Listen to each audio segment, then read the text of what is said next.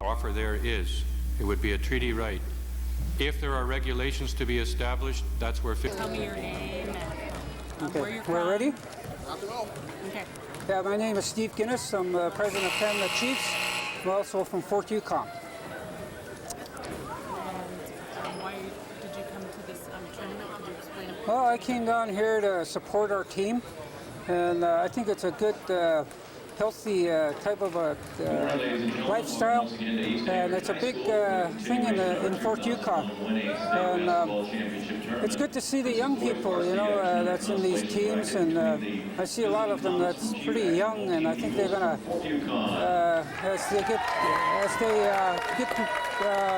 into the game, I think they'll get better as time goes along. It's good to see these young freshmen in the team. Then we'll read the awesome pledge, and then they can shake hands at center court, and we'll get underway. First starters for the Comets, number 5 Canadian Junior Daniel Jones. This contest is being played under the authority of the Alaska School Activities Association. The SCAA rules provide for fair play and good sportsmanship among athletes and coaches. Since booing as athletes, we ask that spectators promote the ideals of good sportsmanship by applauding fair play and by showing respect for all participants and officials. Gentlemen, shake hands at center court, and we'll be underway in our officials this morning. Mr. Robert Lewis and from Los Angeles to Bill Sear. Yeah, Andy, go cheering.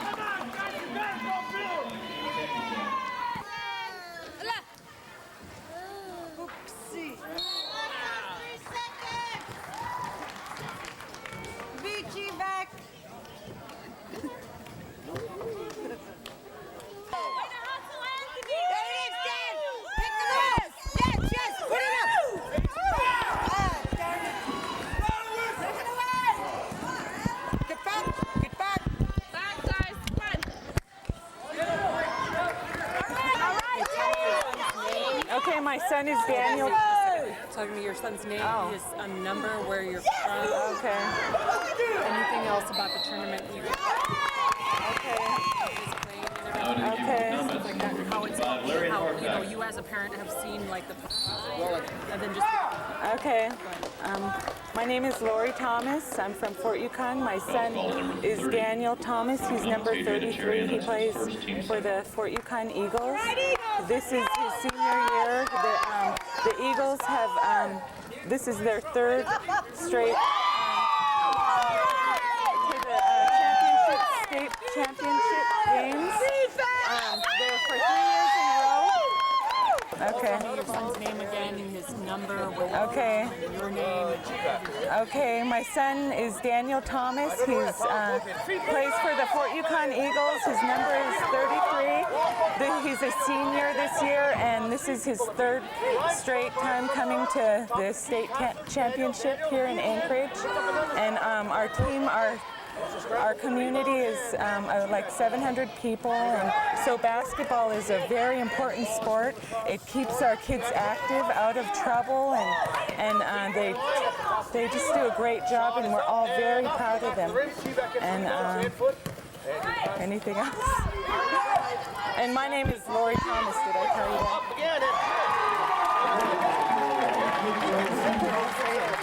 Huh?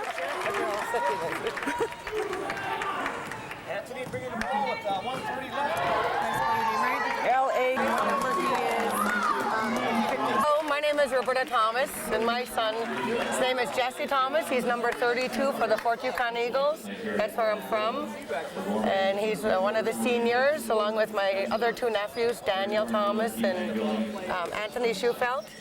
And this is their third time that they've come to the state tournament here in Anchorage. And those boys are doing a really good job and showing good role models for other kids over in Fort Yukon. And my other son is on the team also. His name is Simon, and he's one of the other boys that'll be stepping up next with the younger crew. But basketball has been really important to these kids, and they've been in school since grade school together, and they've been making their plans to further their education, a few of them. And, coming down to the state is really important. And it's important to me because it's the first time I get to travel with my kids to the basketball. And I just think that basketball is good in the villages because there's really not much else to do. And we have a lot of weekend games up there in Fort Yukon, and we play against town men, these boys do.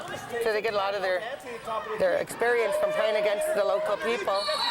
So everything has been really good for them, and I'm really happy that they got to come to state 3 times in their high school year and meet other kids here and learn from their mistakes and whatnot. But, you know, I think it's wonderful to be here, though.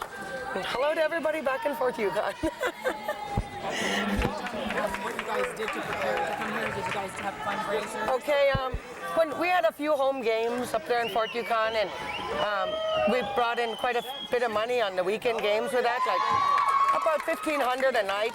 And then on through the winter, starting around October up until Christmas, we have weekend games where we take in $1 for admission, and we sell chips and pop and basically that, and then we charge fish. And what else we did? We have bake sales, and sometimes we do raffles right there at the game, and we do spot shots at our basketball games where kids get a chance to shoot and win a little money. And so basically it's parents and the kids themselves and some of the staff at the school that helps out and help raise money. The budget is tight for the school, so we raise about maybe $10,000 to $12,000 a season on our own with the community. So it's we get pretty busy, and we stay busy all winter. It's the whole community. Yeah, the whole community comes out and supports them on weekends and come down and play basketball. They have women's and girls play against each other, and little kids from 3rd grade up to the 7th and 8th grade that would play.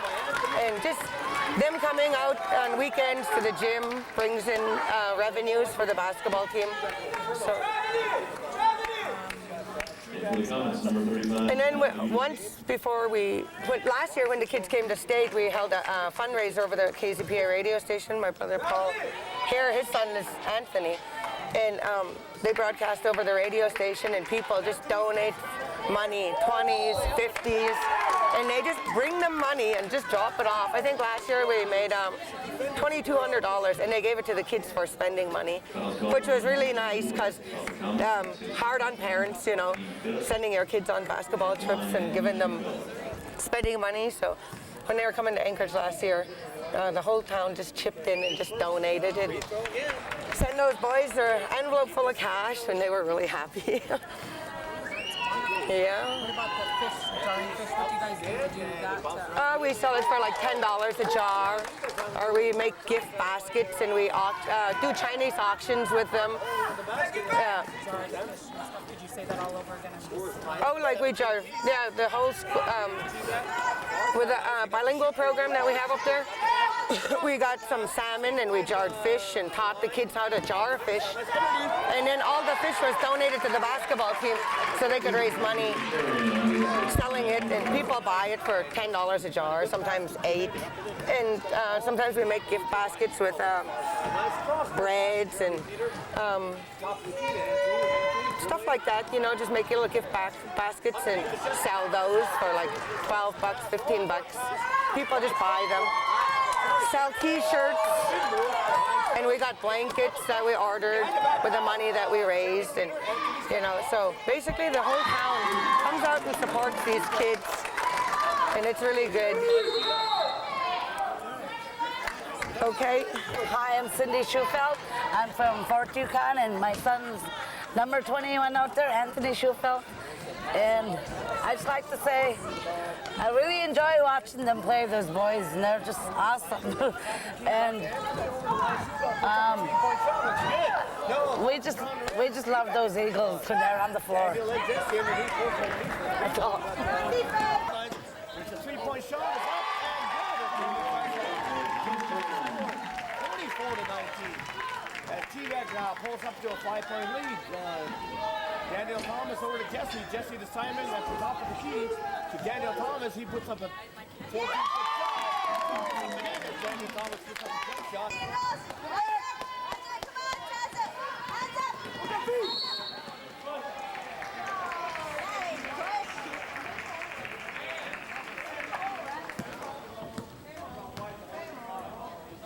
That's number 15 for the Eagles, Simon Thomas. That's his first, team third.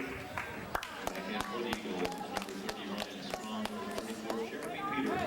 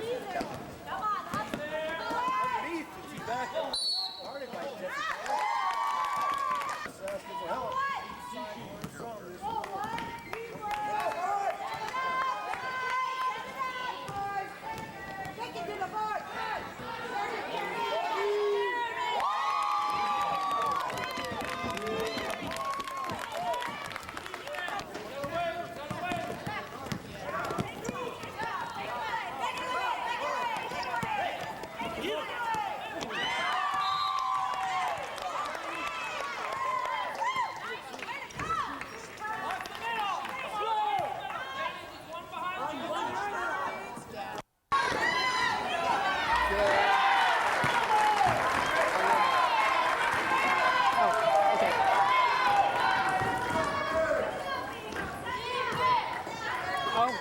Oh, okay. Running across the court is only half the fun of getting here. So is the preparation. See, I suck.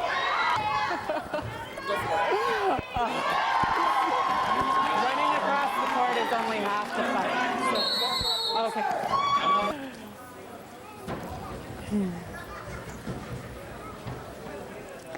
Running across the court is only half the fun.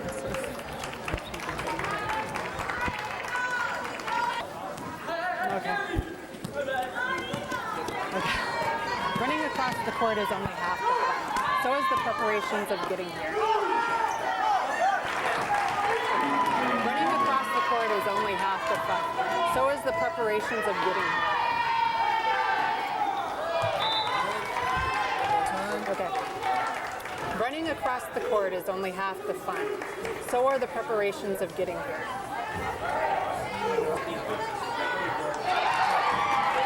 Running across the court is only half the fun. So are the preparations of getting here.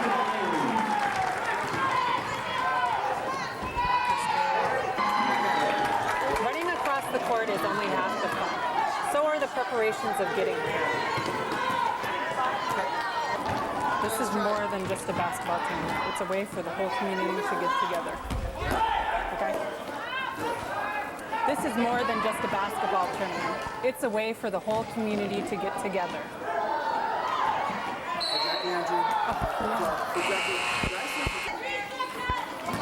Okay. This is more than just a basketball tournament. It's a way for the whole community to get together. I'm Jackie Andrew for Heartbeat Alaska. Okay.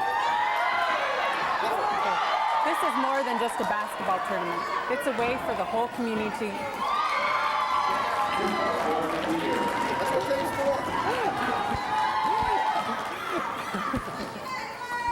Okay. This is more than just a basketball tournament. It's a way for the whole community to get together. For Heartbeat Alaska, I'm Jackie Andrew. One more time. Okay. This is more than just a basketball tournament. It's a way for the whole community to get together. For Heartbeat Alaska, I'm Jackie Andrew. I stuttered. Okay. Huh? One more? Okay. Okay. This is more than just a basketball tournament. It's a way for the whole community to get together. For Heartbeat Alaska, I'm Jackie Andrew. Okay. Okay. This is more than a basketball tournament. It's a way for the whole community to get together. For Heartbeat Alaska, I'm Jackie Andrew. All right. Then,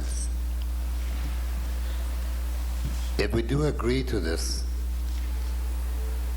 numbers, is that I'm very afraid that it's going to carry into programs.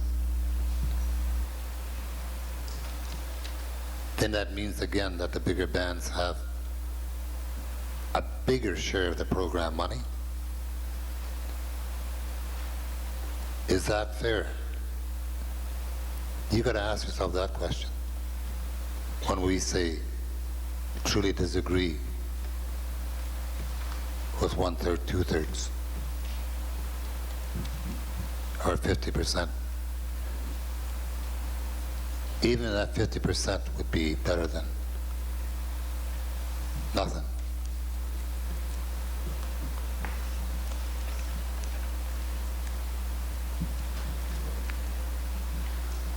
I know that we're always playing numbers game, but before we leave this meeting today, at least we come to some kind of agreement, because it's been plaguing the CYI. It's going to plague the bands again if we don't set the numbers. We have to come to some sort of agreement.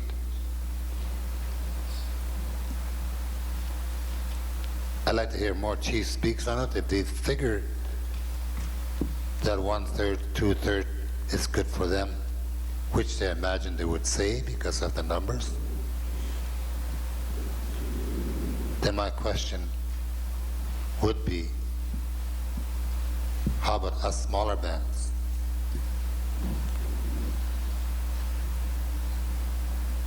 When you look at the running administration within the band structure, our cost is the same as yours. You might have more staff, but our electrical bill, our staff within administration costs the same. What I'd like to suggest is put in the option C, get this paper redrafted. Maybe we don't have to redraft it. Maybe we just come out and say, we like that 50-50, 50% population.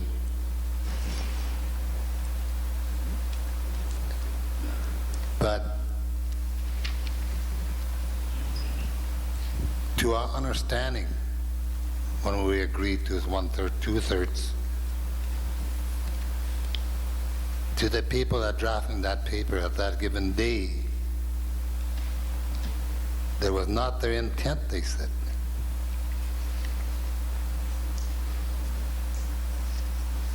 That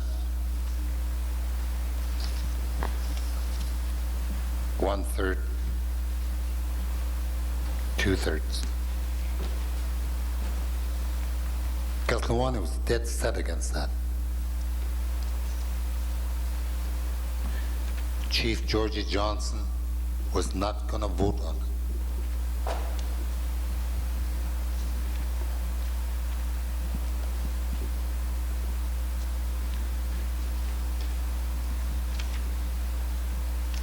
The bigger bands really got to look at the smaller bands.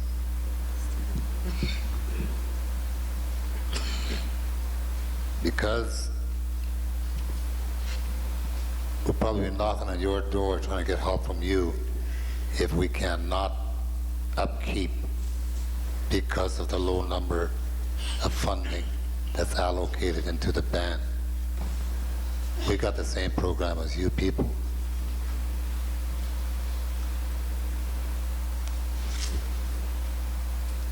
Even the option C that the Crocross Indian Band, Crocross First Nation has brought up, I would like to see that put into on financial compensation for A, B, and C.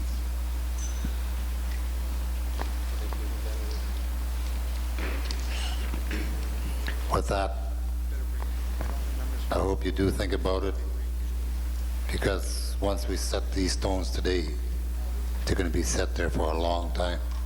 Thank you very much. Thank you very much, Chief Joe Johnson.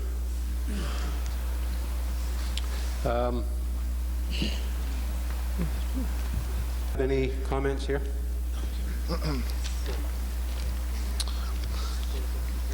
Yeah, I hope I have some constructive ones. But anyway, I respect what Joe Johnson talked about. Also, Carcross. And I think that if there is an option C, then I'd like to take a look at that. Ourself, basically, of course, being a smaller First Nation, we'd like to have some kind of equality. But we could go either way. We could go to what the majority of the people want. Right now we're not getting anything anyway, so it doesn't make a heck of a lot of difference. I think we would like to go and try to an option that we're going to benefit from. Right now I can't see us benefiting from option A. I can't really see us benefiting from, I guess after we talked about the indexing on option B, I'd like to see what it would look like with option, or pardon me, option B. I'd like to see what it would look like with option C that Carcross talks about. If there's no agreement on that, then I'll speak to that later. Thanks.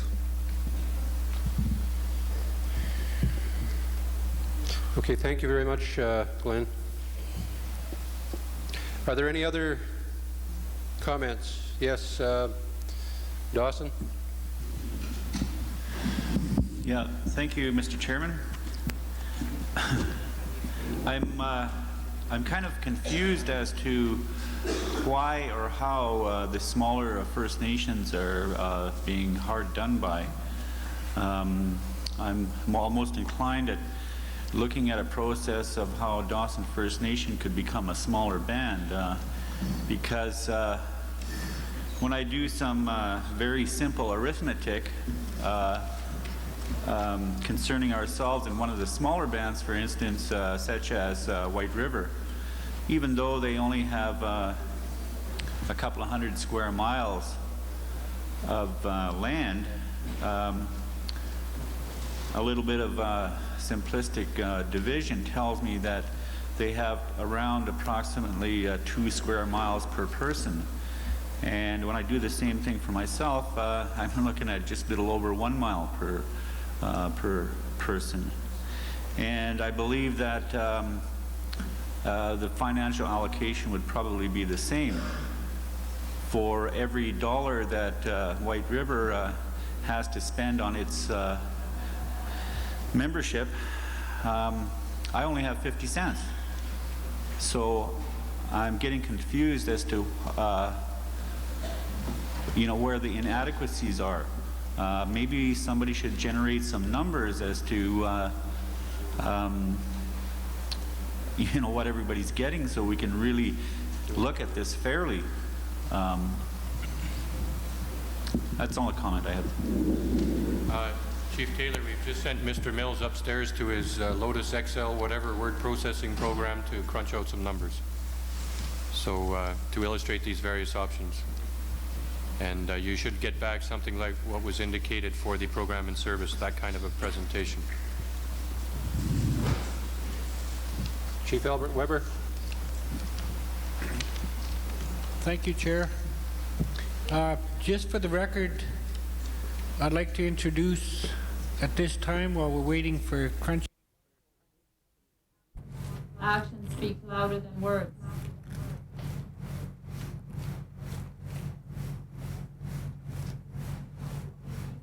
In the Yukon, 4 First Nations have concluded their land claims agreement, which will be proclaimed this fall.